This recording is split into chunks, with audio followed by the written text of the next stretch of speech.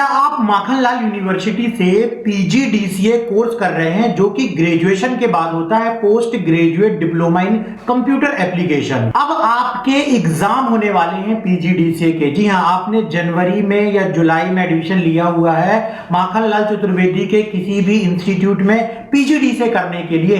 अब आपके एग्जाम होने वाले हैं। क्या आपको पीजीडीसीए का सिलेबस समझ में नहीं आ रहा है? अब आपके एग्जाम होने वाले हैं। हो सकता है आप रेगुलर इंस्टीट्यूट ना गए हो या आप गए भी हो इंस्टीट्यूट, लेकिन आपको प्रॉपर तरीके से सिलेबस जो है पीजीडीसीए का वो समझ में नहीं आ रहा है कि क्या प्रैक्टिकल उसमें दिया गया है, या आप प्रैक्टिकल कर रहे हैं लेकिन प्रैक्टिकल करने में आपको प्रॉब्लम आ रही है। जो सब्जेक्ट की थ्योरी दी गई है वो आपको समझने में दिक्कत आ रही है। आप पीजीडीसीए के पूरे प्रैक्टिकल को, थ्योरी को अच्छे से समझना चाहते हो। जी हां, आपका इंटरेस्ट इस बात पर है कि जो डिप्लोमा है वो तो मिल जाएगा, लेकिन यदि आपको पूरा थ्योरी का और प्रैक्टिकल का अच्छे से नॉलेज नहीं होगा तो आगे चल के आपको प्रॉब्लम हो सकती है। कहीं पर भी जब आप जॉब करने जाएंगे या आप आगे चल के इंटरव्यू देंगे, आपको वही विषय पूछा जाएगा जो आपने पीजीडीसीए में पढ़ाई की है। तो अब आपको वहां पर प्रॉब्लम ना हो, इसलिए आप पूरी थ्योरी को और प्रैक्टिकल को अच्छे तरीके से समझना चाहते हो, ताकि जब आप पीजीडीसीए के बाद कहीं जॉब करने जाओ तो आपको कोई प्रॉब्लम ना हो। इसी कारण से आप सारी चीजों को डिटेल में सीखना चाहते हो। इसके लिए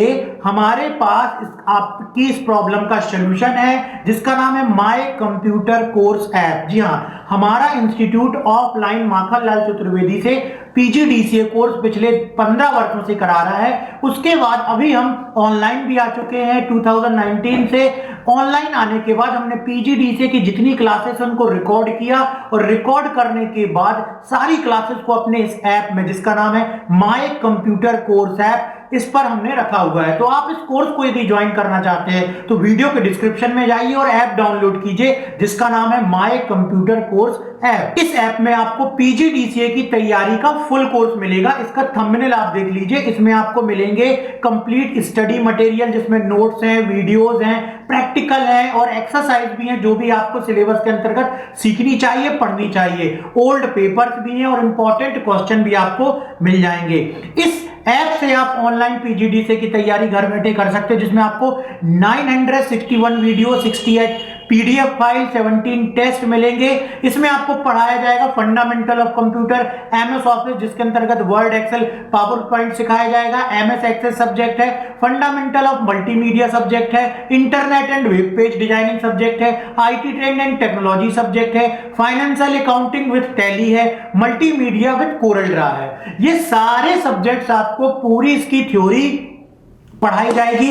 इसके नोट्स भी दिए जाएंगे, पीडीएफ के नोट्स भी दिए जाएंगे, जिससे आप इसकी तैयारी एग्जाम के लिए क्वेश्चन आंसर को पढ़ करके, याद करके भी कर सकते हो। उसके अलावा जो भी आप नोट्स में पढ़ोगे उसमें कहीं आपको दिक्कत नहीं होगी। जब आप उसका प्रैक्टिकल भी लाइव अपने मोबाइल में समझ लोगे तो थ्योरी आपके लिए आसान हो जाएगी, एग्जाम में लिखना आसान हो जाएगा और आगे चल के उस चीज को कहीं पर भी अगर आपको एक्सप्लेन करना पड़ेगा तो वो आसानी से आप कर सकते हो। तो ये सारी चीजें आप हमारे ऐप से कोर्स पीजीडीसीए का जो है माखनलाल चतुर्वेदी का ज्वाइन करने के बाद आपको सारे सब्जेक्ट की थ्योरी और प्रैक्टिकल पढ़ाया जाएगा। इसके लिए आपको वीडियो के डिस्क्रिप्शन में आना है, ऐप डाउनलोड करना जिसका नाम है माय कंप्यूटर कोर्स ऐप। इसके बाद अभी हम रेगुलर अपने YouTube चैनल में ही पीजीडीसीए एग्जाम जो कि माखनलाल चतुर्वेदी अंतर्गत होने वाला है उसकी हम तैयारी करवाएंगे। तो चलिए आज की हम क्लास शुरू करते हैं और देखते हैं कि पीजीडीसीए के सिलेबस में क्या दिया गया है। एमएस एक्सेल में नेक्स्ट क्वेश्चन है कि एमएस एक्सेल की वर्कशीट में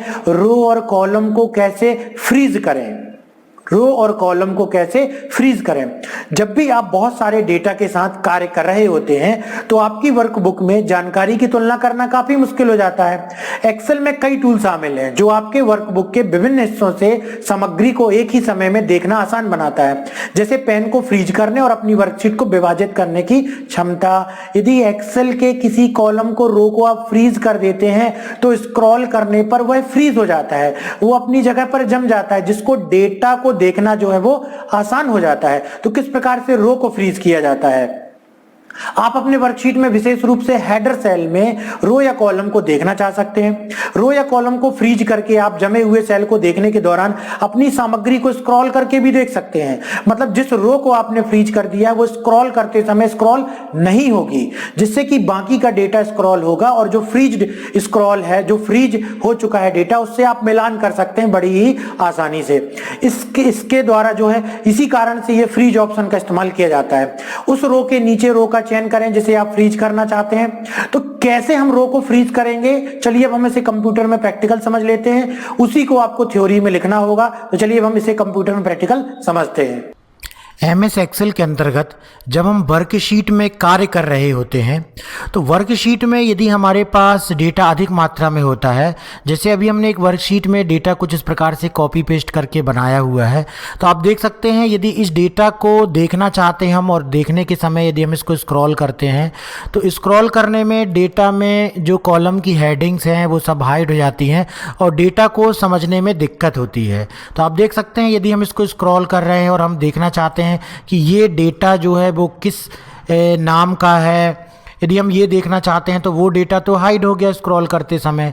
और यदि इस प्रकार से ये टॉप रो दी गई और इसको भी हम नीचे की तरफ करेंगे तो ये डेटा किस रेंज का है, किस इसका कॉलम नेम क्या है, वो भी हाइड हो गया। तो इसके लिए जो ये वर्कशीट है, वर्कशीट के कॉलम को, रो को और एक पूरे रो और कॉलम के एरिया को फ्रीज किया जा सकता है। एग्जाम में ये भी क्वेश्चन इंपॉर्टेंट है, सिलेबस में दिया गया है कि वर्कशीट में किस प्रकार से रो और कॉलम को फ्रीज किया जाएगा।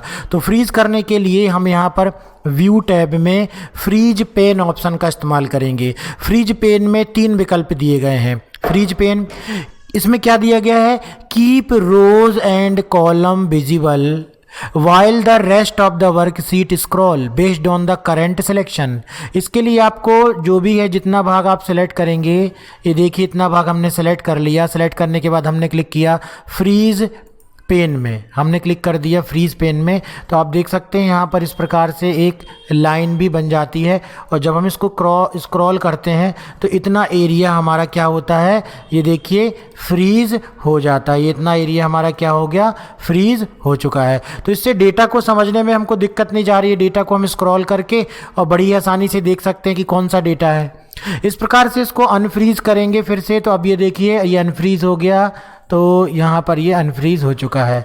तो यहाँ पर हमने देखा कि किस प्रकार से वर्कशीट के कॉलम को और रो को साथ में हम फ्रीज कर पाएंगे। अगला ऑप्शन दिया गया फ्रीज टॉप रो। इसका इस्तेमाल तब किया जाएगा, देखिए यदि हम वर्कशीट को इस प्रकार से स्क्रॉल करते हैं तो हर एक डेटा के कॉलम में क्या लिखा हुआ है ये भी हाइड हो रहा है। तो हम क्या करेंगे, इसको सिलेक्ट करेंगे और फ्रीज पेन में जाएंगे, फ्रीज टॉप रो में क्लिक कर देंगे और उसके बाद जब हम इसको स्क्रॉल करेंगे तो हमारी टॉप रो जो है वो फ्रीज हो चुकी है। तो ये ऑप्शन क्या कहलाता है, फ्रीज टॉप रो ऑप्शन। फिर से हम अनफ्रीज कर देते हैं।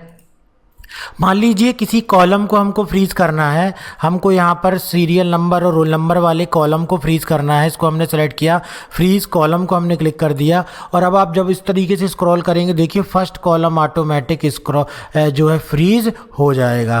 तो MS एक्सेल के अंतर्गत पूछा जाने वाला ये इंपॉर्टेंट क्वेश्चन है। संक्षिप्त टिप्पणी लिखिए, ये सब भी पूछा जा सकता है। तो हमने यहाँ पर सीखा MS एक्सेल में फ्रीज पेन के अंतर्गत दिए गए ऑप्शन का यूज़।